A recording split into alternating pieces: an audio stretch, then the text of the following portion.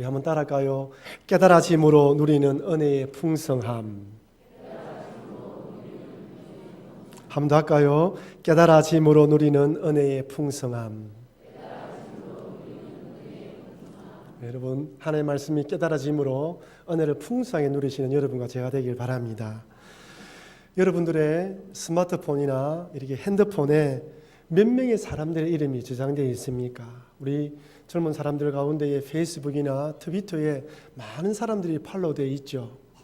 그 사람들 중에 정말 친하다고 생각되는 사람은 과연 몇 명일까요?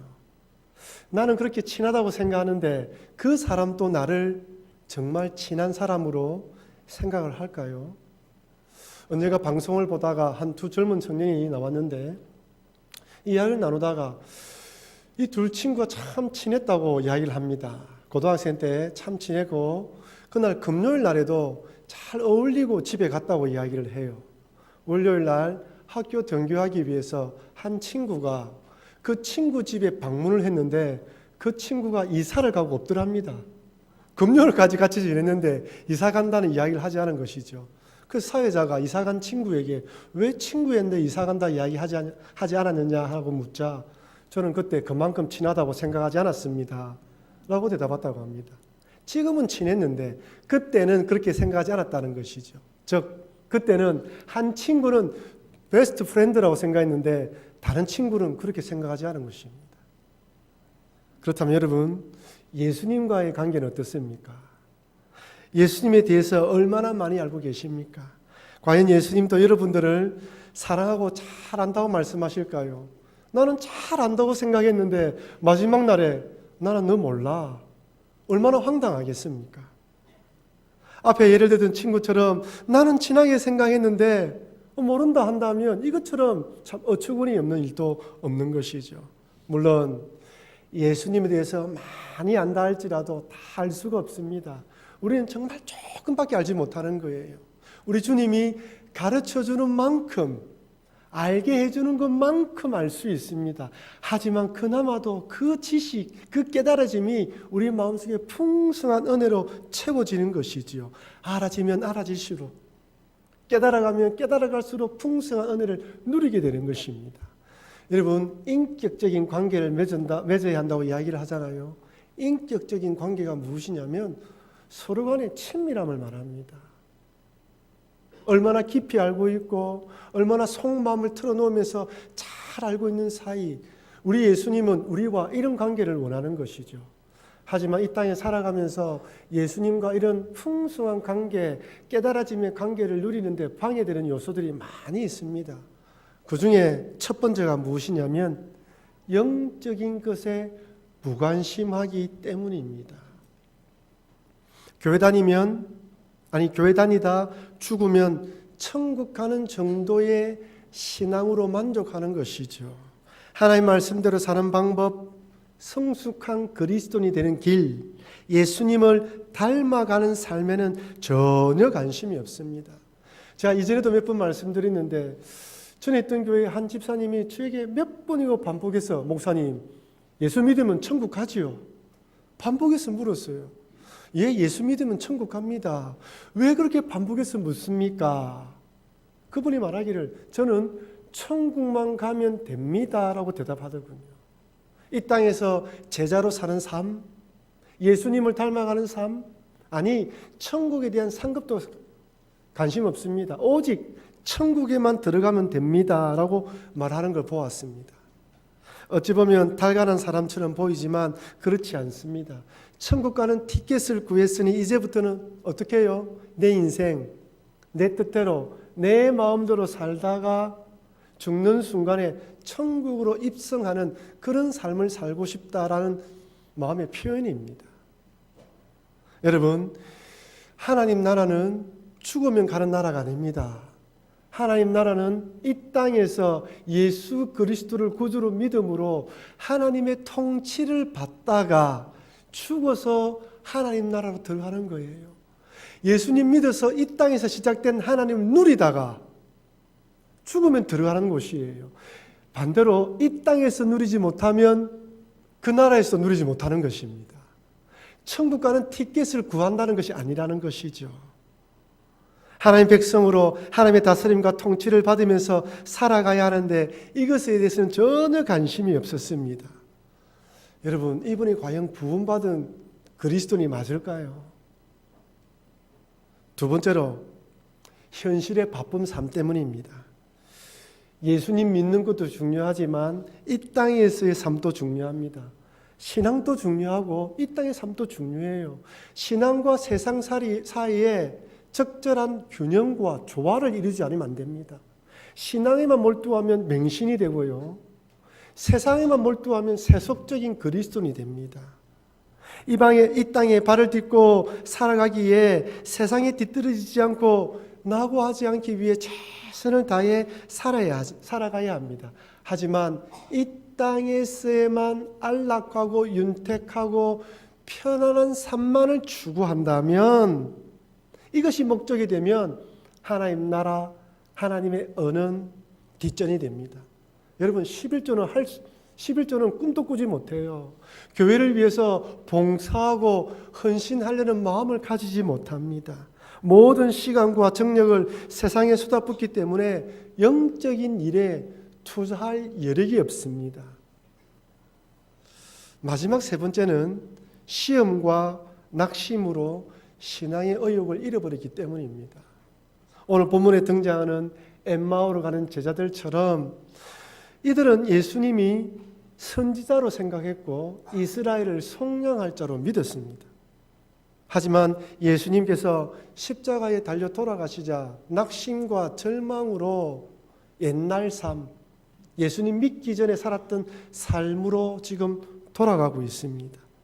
노마를 무너뜨려 해방시켜 줄 메시아로 믿었는데 십자가에 초라하게 돌아가시자 모든 것이 끝났다고 생각하고 세상을 향해 가고 있는 것이죠. 오늘날 많은 그리스도인들이 내 뜻대로 되지 않는 이 세상 일로 마음의 정오심을 가집니다. 신앙생활하면서 받은 상처와 아픔, 그리고 시험과 낙심으로 인해 오늘 본문의 제자들처럼 어떤 얼굴빛을 띄었다고 합니까? 슬픈 빛을 띠고 엠마오로 내려가는 것처럼 교회 다니면서 신앙생활하면서 그 얼굴에는 근심과 걱정이 가득한 채 세상을 향해 걸어가고 있는 자들이 많이 있다는 것이죠. 여러분, 죄송한 말씀이지만 과거에도 그랬듯이 앞으로도 예수님께서 십자가에 달려 돌아가시는 듯한 일들이 여러분 인생에 많이 일어날 것입니다. 예수님 믿는다고 그런 일이 일어나지 않는 것이 아니에요. 그러나 여러분 꼭 기억하십시오. 십자가 뒤에는 무엇이 있습니까? 부활이 있습니다. 하나님의 아들이 십자가에 달려 돌아가시는 듯한 절망적인 사건 뒤에는 무엇이 있습니까? 부활하여 인류를 구원하는 선을 이루셨습니다. 우리가 생각하기에는 절망이고 낙심이지만 하나님은 이런 일들을 통하여서라도 합력하여 선을 이루신다는 것을 절대로 잊어버리면 안 됩니다. 여러분, 다음 주에도 살펴보겠지만 하나님의 방법은 무한합니다. 우리가 알고 있는 방법과 다르다는 것이죠. 이것을 꼭 믿음을 가지고 달려가야 한다는 것이죠. 여러분, 이처럼 현실의 바쁜 삶, 그리고 영적인 일에 관심을 가지지 못하는 이 세상 가운데 살아가고 있습니다. 때로는 낭만과 실망으로 열정을 잃어버려서 어떻게든지 예수님을 더 알아가는 것이 아니라 예수님 관계가 소원하게 만들어서 풍성한 은혜를 누리지 못하게 만드는 것이 이 세상입니다. 네, 여러분, 이럴 때일수록 더 힘을 내어서 예수님을 더 깨달아가고 알아가고 그 주시는 은혜로 힘을 얻고 살아가야 한다는 것이죠. 그래서 저는 몇 주간의 설교 말씀을 통하여서 참 깨달아짐으로 누리는 은혜의 풍성함이라는 시리즈 설교를 준비했습니다. 하나님을 알아가면 알아갈수록 내가 누구인지 알게 됩니다. 하나님을 모르면 내가 누구인지 몰라요. 하나님을 알아가면 알아갈수록 내가 누구인지 알게 되고 나와 함께 신앙생활하는 우리 공동체의 지체들이 누구인지 깨닫게 되고 내가 속해 있던 직장과 사업터가 그저 돈 버는 수단이 아니라 사명터라는 것을 깨닫게 됩니다. 그래서 하나님을 알아가면 알아갈수록 모든 내 삶의 영역이 은혜 가운데 풍성하게 채워지는 것이죠. 그러나 그렇지 않으면 오늘 본문에 이 엠마오로 가는 제자들처럼 부활하신 예수님이 함께 하심을 인식하지 못한 채 슬픈 빛을 띠면서 이 땅에 살아가게 된다는 것입니다. 그럼 여러분, 이번 시리즈 말씀을 통해 하나님께 주시는 은혜의 풍성함을 모두 받아 누리시는 여러분과 제가 되길 주의 이름으로 축원합니다. 여러분, 저 혼자 여기 서서 말씀을 전한다고 되는 것이 아닙니다. 여러분도 기도하시면서 말씀을 잘 받아서 결단하겠다라고 마음에 결단해 주셔야 됩니다. 그럴 때 저라는 저나 받는 여러분이 동일한 은혜를 받아 누리는 것입니다. 먼저 오늘 본문을 보면 부활하신 예수님과 동행하면서 낙심에 빠져있는 제자들의 모습을 발견하게 됩니다. 24장 13절 14절 말씀 같이 읽어보겠습니다. 그날에 그들 중 둘이 예루살렘에서 25리 되는 엠마오라 하는 마을로 가면서 이 모든 된 일을 서로 이야기하더라. 저는 이 엠마오라는 두 제자의 마음을 충분히 이해할 수 있을 것 같습니다. 얼마나 믿었습니까? 얼마나 신뢰했습니까? 모든 소망이 다 끊어져 버렸어요. 그러니 이제 다시 이전에 살던 세상으로 돌아가려고 하는 것이죠. 로마의 군병에 의해 십자가에 달려 돌아가신 예수님, 사람들은 부활했다고 했지만 믿을 수가 없었던 것이죠. 이 사실을 믿지 못한 채 엠마오로 걸어갑니다. 그들의 모습을 상상해 보십시오. 어깨는 쭉 늘어뜨리고 얼굴에는 슬픈 빛을 띠고 죽으셨던 예수님에 대해서 이야기하며 내려갑니다. 그들의 삶에는 소망이 없어요. 희망이 없습니다. 슬픔만이 가득합니다. 18절에 이 둘 중에 한 명의 이름이 누구라고요? 글로바라고 밝히고 있습니다.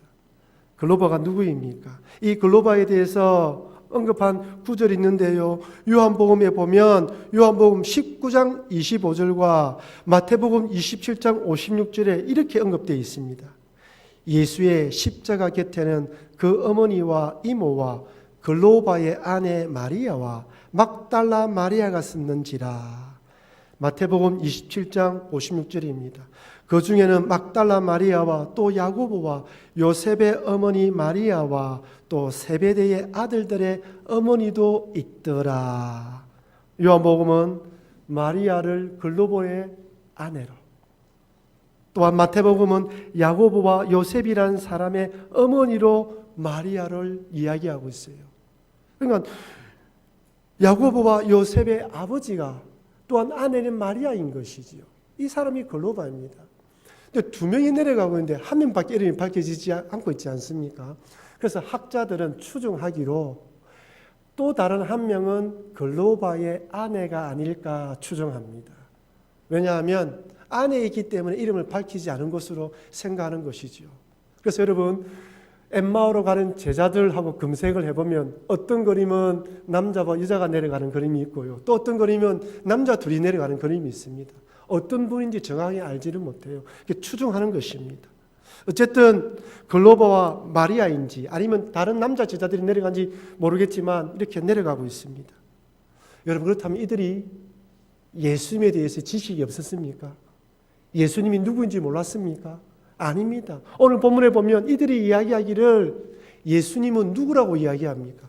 선지자로 믿었고 이스라엘을 속량할 자로 믿었다고 이야기를 합니다. 예수님에 대한 지식을 가지고 있었어요. 누가복음 24장 19절 하반절입니다. 그는 하나님과 모든 백성 앞에서 말과 일에 능하신 선지자이거늘. 21절은요. 우리는 이 사람이 이스라엘을 속량할 자라고 바라노라. 이뿐 아니라 이 일이 일어난 지가 사흘째요. 이들은 예수님에 대한 바른 지식이 있었습니다. 예수님이 어떤 분인지를 알았습니다. 그런데 무엇을 몰랐습니까? 지식은 있었지만 그 의미를 깨닫지 못했어요. 머리는 알았지만 가슴으로 몰랐습니다. 세상적인 지식으로는 알았지만 영적으로 깨닫지 못했어요. 여러분이 예수님에 대해 알고 있는 지식이 영적으로 깨닫지 못하고 의미로 다가오지 않으면 그 지식이 부활하신 예수님을 알아보지 못하게 만들 수 있다는 것입니다. 예수님을 아는 지식이 중요한 것이 아니라 무엇이 중요하다고요? 깨닫는 것이 중요하다는 것이죠. 그 의미를 깨닫는 것이 중요하다는 것입니다. 자동차 운전면허증을 취득하기 위해서는 시험을 2번 쳐야 됩니다. 여러분, 필기 시험 칠 때 100점 받으신 분 계시죠? 아무도 고개를 끄덕끄덕 하시는 분이 없는 거 보니까. 여러분 100점 받으면 실기에 면제됩니까? 아닙니다. 100점 받았든 70점을 받든 실기를 통과해야지만 면허증을 취득할 수 있어요.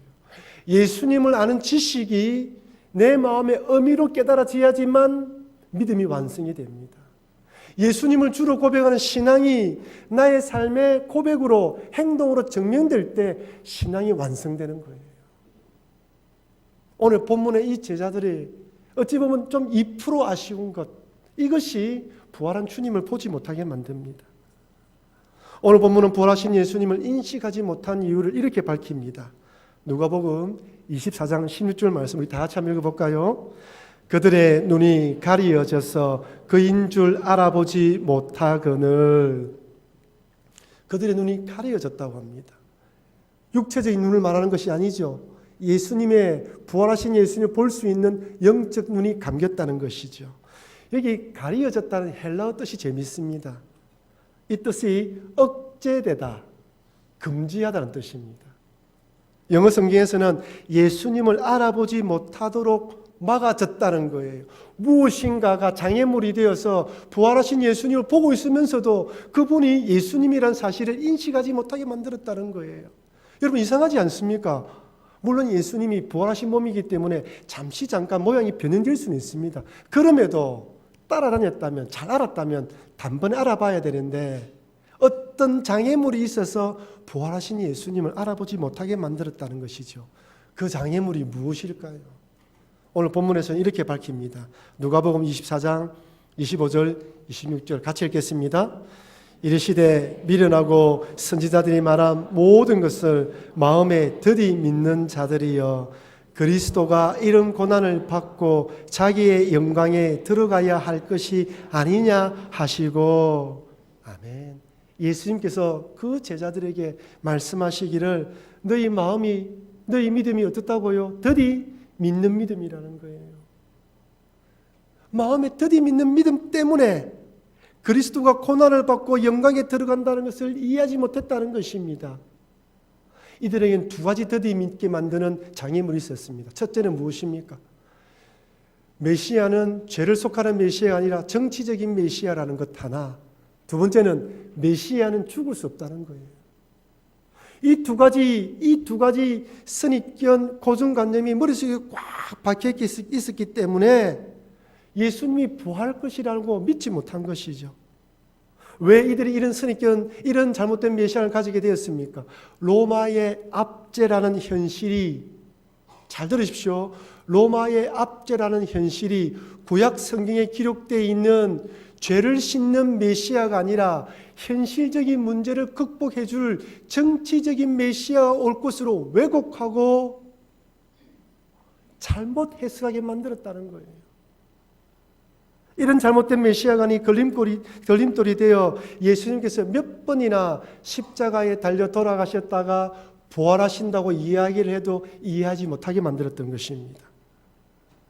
그러니 어떻게 십자가에 달려 돌아가신 예수님께서 부활하셔서 자기와 함께 할 것이라고 상상이나 했겠습니까?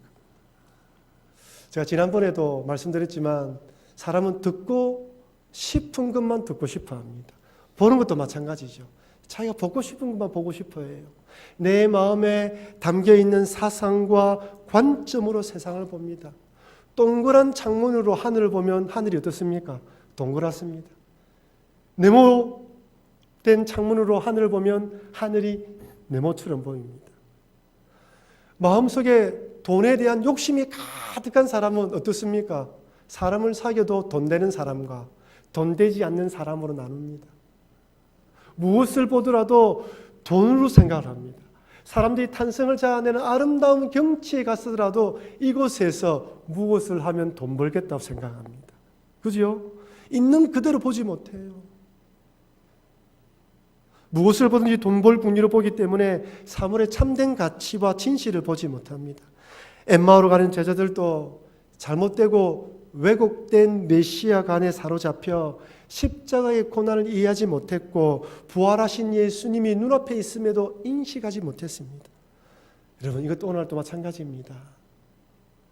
예수님 당시 로마의 압제라는 현실적인 문제로 잘못된 메시아가 아니라는 독이 된 열매를 맺게 되었다면 오늘날에도 우리 각자 앞에 놓여진 현실적인 문제 때문에 이 문제의 포로가 되어 예수님을 그저 내 문제를 해결해 주실 램프의 요정 지니와 같은 동화 속에 나오는 시인처럼 생각한다는 것이죠. 그러니 내 뜻대로 내 생각도 되지 않으면 하나님을 실망하여 떠나갑니다. 부활하신 예수님께서 옆에 동행하고 있음에도 인식하지 못한 채 십자가에 죽은 예수님만, 그 예수님만 대해서 이야기하는 것이죠. 여러분, 그렇다면 어떻게 해야 이런 우리의 잘못된 선입견, 편견, 이런 믿음들이, 더디 믿는 믿음들이 깨어질까요? 여러분, 우리 다 그런 삶을 살고 싶습니다. 예수님을 바로 알고 참된 믿음을 가지고 싶단 말이에요. 어떻게 하면 될까요? 하나밖에 없습니다. 하나님의 말씀이 풀어 설명되어지고 깨달아질 때입니다. 여러분, 제가 반복해서 말씀드리지만 이 세상에서 가장 큰 복은 여기 이 말씀, 하나님 말씀이 깨달아지는 복입니다. 그 나머지 것들은 부수적인 것에 불과해요. 하나님 말씀이 깨달아지는 이 복을 누릴 때 영안이 열리면서 더 하나님 안에서 풍성한 은혜를 누리게 되는 것입니다. 그래서 예수님께서 이 제자들에게 야단을 치신 것도 아니고요, 말씀을 풀어 설명하셔요. 누가복음 24장 27절입니다. 같이 읽어보겠습니다. 모세와 모든 선지자의 글로 시작하여 모든 성경에 쓴 바 자기의 가는 것을 자세히 설명하시니라. 아멘. 모든 성경에 쓴 바 예수님의 가는 것을 자세히 설명해 주셨습니다. 근데 여러분, 이상하지 않습니까? 예수님께서 십자가에 달려 돌아가시기 전에 제자들에게 이미 십자가에 달려 돌아가신다고 설명해 주셨어요. 그때는 깨닫지 못했는데 이번에는 깨달았습니다. 왜 그렇습니까?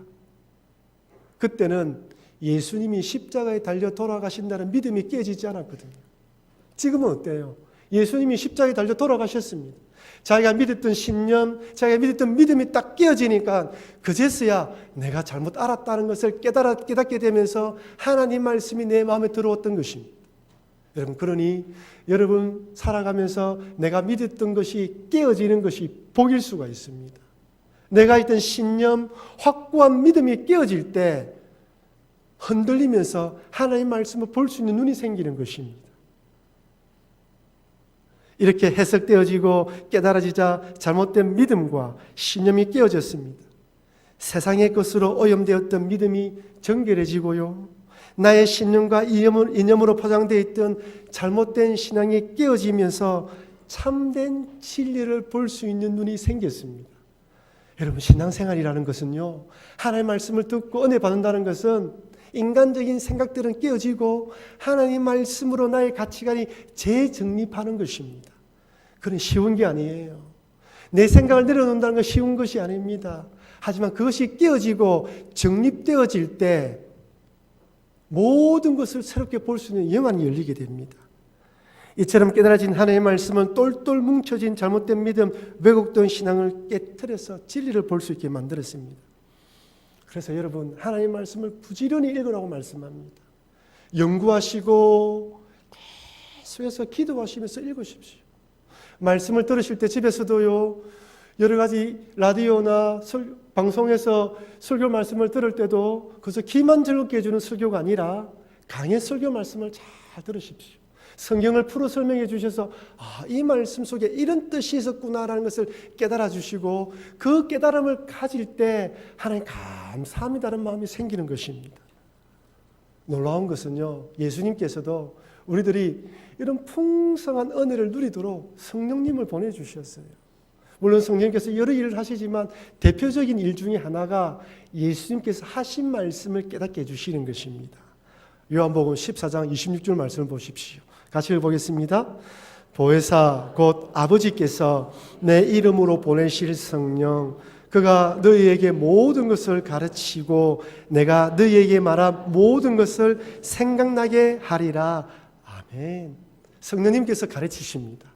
성령님께서 생각나게 하십니다. 이런 말씀을 들을 때, 읽을 때 이런 뜻이 있었구나. 아, 이런 마음의 감동이 있구나 하고 주시는 분은 누구라고요? 성령님이 주시는 거예요. 우리의 지혜로 깨달을 수 있는 것이 아닙니다. 아, 성령님이 나와 함께하고 있구나 깨달아지는 거예요. 오늘 이 말씀을 들을 때 여러분 마음속에 감동이 있는 것은 성령께서 역사하시는 것입니다. 저는 성령께서 주시는 말씀을 따라 전하는 것뿐이에요. 그러나 각자 받아들이는 은혜가 다 다른 이유는 성령께서 여러분과 함께 하시기 때문입니다. 그래서 여러분 말씀을 읽고 듣기 전에는 성령님께 기도해야 됩니다. 본당에 오셔서 예배드리기 전 주님, 제가 이 자리에 왔습니다. 하나님 나의 마음을 정결케 해주시옵고 선포되어지는 말씀이 내 심령에 새겨지게 해주시옵고 그 말씀으로 힘을 얻게 달라고 간절히 기도해야 됩니다. 저를 위해서 기도하실 때도 하나님 목사님이 말씀을 준비할 때 성령 가운데서 꼭 필요한 말씀을 전하게 해달라고 기도해 주셔야 됩니다. 그럴 때 받는 여러분이나 전하는 저나 같은 은혜를 누리게 되는 것입니다. 여러분, 우리 장로님들은 저와 제가 전도사, 강도사, 부목사 때 같이 했던 분들이에요. 같이 사역하면서 이전처럼 옛날에 부목사처럼 대화하지 않습니다. 담임 목사로서 정중하게 대해 주셔요. 왜 그런가 생각해 보니까 매일 일부 예배 마치고 난 뒤에 저를 위해 중보기도 하거든. 담임 목사를 위해 중보기도 하거든. 여러분, 은혜 가운데 우리가 믿음 가운데 말씀이 깨달아지기를 위해서 기도해 나갈 때 우리가 은혜 가운데서 하나님의 말씀이 깨달아지면서 풍성한 은혜를 누리는 것입니다. 성령께서 동행하시기 때문이죠. 이렇게 하나님의 말씀이 깨달아져서 영안이 열린 제자들이 어떤 풍성한 은혜를 누렸습니까? 누가복음 24장 32절입니다. 같이 한번 읽어보겠습니다. 그들이 서로 말하되 길에서 우리에게 말씀하시고 우리에게 성경을 풀어주실 때에 우리 속에서 마음이 뜨겁지 아니하더냐 하고, 마음이 뜨겁지 아니하더냐. 여러분, 여기 마음이 뜨겁지라고 되어 있는 헬라어 뜻은 불을 붙이다는 마음입니다. 여러분, 말씀이 깨달아지면 내 심령에 불이 붙습니다. 말씀이 깨달아지면요, 무너졌던 다리, 주저앉은 다리에 힘을 일으켜서 일어서게 만들어 주십니다.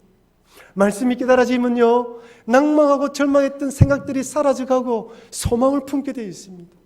말씀이 깨달아지면요, 그렇게 미웠던 사람이 하나님의 뜻이 있구나라고 생각하며 받아들일 수 있는 여유가 생기게 됩니다. 자동차가 여러분 시동을 걸고 출발할 때 그 엔진 안에 기름에 불이 붙으면서 폭발을 하게 됩니다. 폭발하면서 엔진 출력으로 해서 자동차 앞으로 나갑니다. 똑같습니다. 성도의 마음속에 하나님의 말씀이 살아서 폭발하는 순간 그것이 동력이 되어서 세상을 이길 수 있는 힘이 주어지고요. 말씀이 안에서 폭발할 때 동력이 되어서 세상을 향해 달려갈 수 있는 힘이 주어지는 것입니다. 여러분, 엠마오로 내려갈 때 제자들은 슬픈 빛을 띠고 내려갔는데 이렇게 눈이 뜨여서 그분이 예수님인 것을 알게 된 제자들이 예루살렘에 돌아갈 때는 어떤 얼굴빛이었을까요? 기쁨과 즐거움이지 않습니까? 하나님께서 우리 성도들을 주일날 이 자리에 보내주신 이유는, 목적은 세상 살아가면서 슬프고 힘든 일들 가운데에 이 자리에서 하나님의 말씀을 듣고 내가 누구인지 깨달아 그 마음이 뜨거워져서 기쁘고 즐거운 마음으로 다시 세상으로 나아가라고 부르신 것입니다. 그러니까 여러분, 말씀을 듣고 그 말씀이 가슴에 새겨져서 이런 기쁜 마음으로 세상을 향해 나아가시는 여러분과 제가 되기를 바랍니다. 사랑하는 성도 여러분, 교회를 다닌다고 예수님에 대한 지식을 가지고 있다고 부활하신 예수님을 인식하는 것도 풍성한 은혜를 누린 것도 아닙니다. 하나님의 말씀이 풀어 설명되어지고 깨달아질 때 우리의 심령이 불붙듯이 뜨거워지면서 더디 있게 만들었던 장애물들이 깨어지고 영안이 열립니다. 그러니 지금까지 세상에 텃세 몰두하면서 영적인 것에 무관심했다면 이제부터는 내주하신 우리 성령님, 내 안에 계시는 성령님께 기도하면서 하나님의 말씀을 읽고 들을 때마다 주님 깨닫게 해주십시오. 엠마오로 같은 제자들이 마음이 뜨거워졌던 것처럼 나의 마음도 뜨거워져서 기쁨으로 신앙생활을 할 수 있도록 도와주시옵소서. 깨달아짐으로 누리는 은혜의 풍성함을 받아, 여러분 지금은 좀 선선해졌지만 정말 이 폭염 같은 무더위 세상을 살아가야 되고 초고강도의 스트레스 받는 세상 가운데 살아가야 우리들이 믿음으로 승리하며 살아갈 수 있도록 은혜 내달라고 기도하시면서 나아가시는 여러분과 제가 되길 주의 이름으로 축원합니다.